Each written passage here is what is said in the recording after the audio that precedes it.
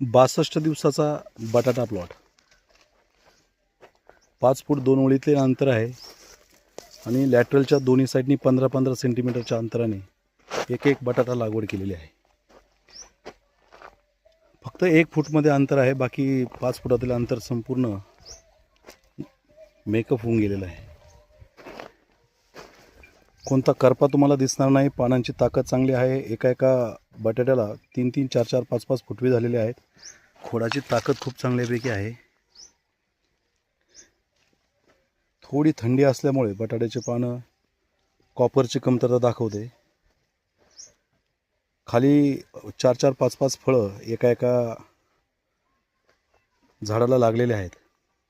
शेतकरी मित्रांनो, या प्लॉटला 6 खताच्या फवारण्या घेतलेल्या आहेत.